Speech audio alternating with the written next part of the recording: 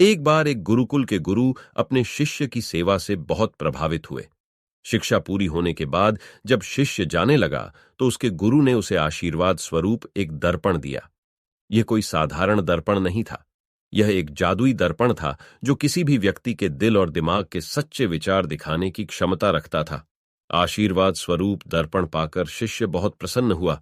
उसने सोचा, क्यों न जाने से पहले शीशे की क्षमता जांच ली जाए। ये सोचकर उसने वह दर्पण अपने गुरु की ओर कर दिया। मोह जैसे दुर्गुण, उनके गुरु के हृदय में अहंकार आदि स्पष्ट दिखाई दे रहे थे। यह देखकर शिष्य हैरान हो गया। मेरे गुरु स्वयं बहुत सारे अवगुणों से भरे हुए हैं। जिन गुरुजी को मैं एक आदर्श पुरुष मानता था, उनमें कोई भी दुर्गुण नहीं था, लेकिन दर्पण ने उन्हें कुछ और ही दिखाया है। यह सोचकर शिष्य बहुत दुखी हुआ। दूसरों को परखने का एक उपकरण उसके हाथ में आ गया था, इसलिए वह जहां भी जाता था लोगों की जांच करना शुरू कर देता था। उन्होंने अपने कई दोस्तों और अन्य परिचितों के सामने शीशा रखकर उनकी जांच की। हर एक के दिल में कोई न कोई दुर्गुण दिखाई दे रहा था। इस अनुभव ने उन्हें और अधिक दुखी कर दिया। वह सोचता रहा कि दुनिया में हर कोई इतना बुरा क्यों है। वे वैसे नहीं हैं जैसे वे दिखते हैं। इन्हीं निराशाजनक विचारों में डूबा हुआ वह दुखी मन से किसी तरह घर पहुंचा। घर पहुंचकर उसने अपने माता पिता को देखा। उनके पिता महान थे, समाज में प्रतिष्ठा थी, और उसकी मां सचमुच दयालु थी। उसने अपने माता पिता के सामने दर्पण रखा। उसने देखा कि उसके माता पिता भी अवगुणों से पूर्णतः मुक्त नहीं हैं। शिष्य ने सोचा कि सारा संसार झूठ पर चल रहा है। अब उसके मन की बेचैनी उससे सहन नहीं हो रही थी। उसने दर्पण उठाया और गुरुकुल की ओर चल दिया। वह वहां पहुंचा और सीधे अपने गुरु के पास गया और अपने गुरु के सामने खड़ा हो गया।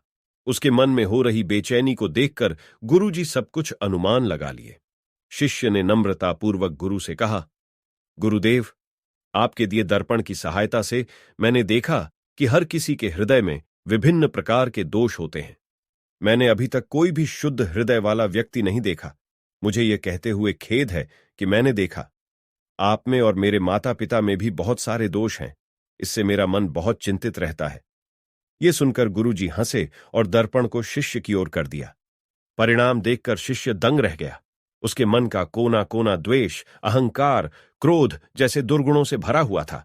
उनके दिल दिमाग का कोई ऐसा हिस्सा नहीं था जो पवित्र हो। गुरुजी ने कहा, बेटा, मैंने यह दर्पण तुम्हें दूसरों के बुरे गुण देखकर अपना जीवन सुधारने के लिए दिया है, न कि दूसरों के बुरे गुण खोजने के लिए।